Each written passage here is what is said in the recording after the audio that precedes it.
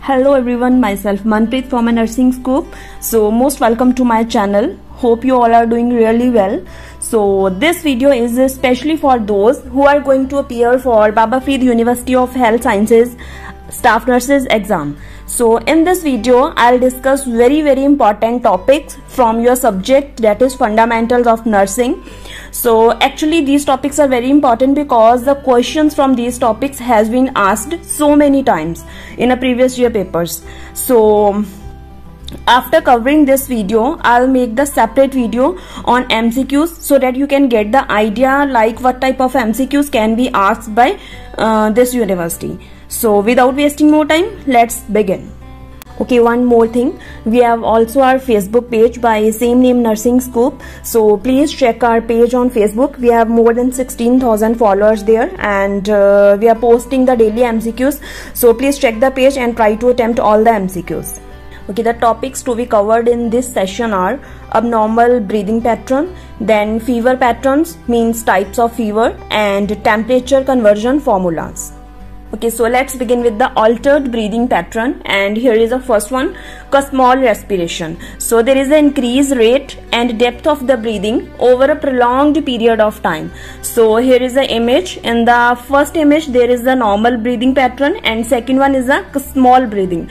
So here the deep and fast breathing is there, and small respiration is typically seen in metabolic acidosis or diabetic ketoacidosis. So basically in this condition body try to compensate for severe metabolic acidosis in our body, and this question is already asked in one of the tutor exam Baba Farid University, like in which condition small respiration is seen, and the correct option is a metabolic acidosis. So moving to the next one. Next one is a chain stroke respiration. So chain stroke respiration is a cyclic type of breathing. What type of cycle is there? The starts with increase in rate as well as depth of the respirations, then followed by decrease in rate as well as depth of the respirations, and then finally ending with a short period of apnea, and that period will last for 15 to 60 seconds. Then cycle repeats itself, and this is started with the increased rate and depth of respiration, followed by decreased rate and depth of respiration, and then finally ended with the short apnea period. So you can check the image. First one is a normal breathing pattern, second one is a small respiration in which there is a very fast and deep breathing, and next is a chain stroke respiration. So in chain stroke there is a increased rate and depth, followed by decreased rate and depth, and then short period of apnea is there, and then the cycle repeats itself. So this chain stroke respiration results from any condition that slow the blood flow to the brain stem. Okay, so moving to the next one. Okay, so next one is a Biot's respiration. Biot respiration is characterized by group of fast and deep breathing followed by abrupt periods of apnea. So now what is the difference between Biot respiration and chain stroke respiration? So the first difference is chain stroke respiration is a cyclic type of breathing, but in Biot's respiration there is a irregular respirations along with the irregular period of apnea. And the second difference is in Biot's respiration the breaths are generally of the equal depth, but in case of chain stroke respirations, firstly the breaths are very fast, but then breaths come slow, and then there is apnea. But in case of Biot respiration, breaths are of equal depth every time. So next, it is caused by damage to the pons, and that may be due to the stroke or any trauma. So with this, moving to the next definition, that is the hypoxia. So what is hypoxia? It is a condition in which your region of the body is deprived of adequate oxygen level at tissue level. So remember this important thing, hypoxia is a deficiency of oxygen at tissue level. So already this question is asked in one of the tutor exam by the same university. So hypoxia is a deficiency at tissue level. So the next term is hypoxemia. Hypoxemia is refers to low level of oxygen in blood. So hypoxia is a low level of oxygen at tissue level, while hypoxemia is a low level of oxygen in blood. So next is orthopnea. It is the shortness of breath or difficulty in breathing when you are lying down. So difficulty in breathing in a lying down position is orthopnea. So the next is eupnea. So eupnea is, it is not a normal breathing pattern, it is a normal. So this definition is important. So due to this I have included here. Eupnea is a normal respiratory rate, and the normal respiratory is a 12 to 18 breaths per minute.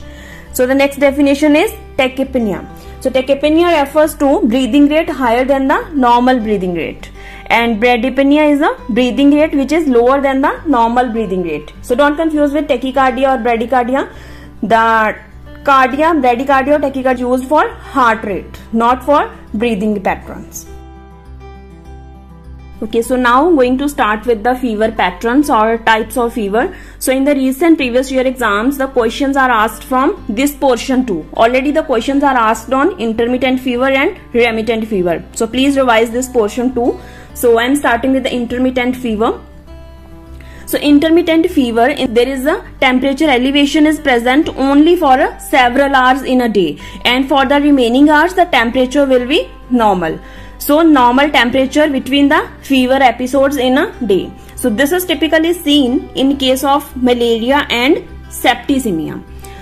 So next is the remittent fever. Remittent fever, the temperature remains above the normal range throughout the day, but there is a variation of more than 2 degrees Celsius between morning and evening. Okay, there is a variation of more than 2 degrees Celsius between morning and evening in case of remittent fever, and typically it is in typhoid fever and infective endocarditis.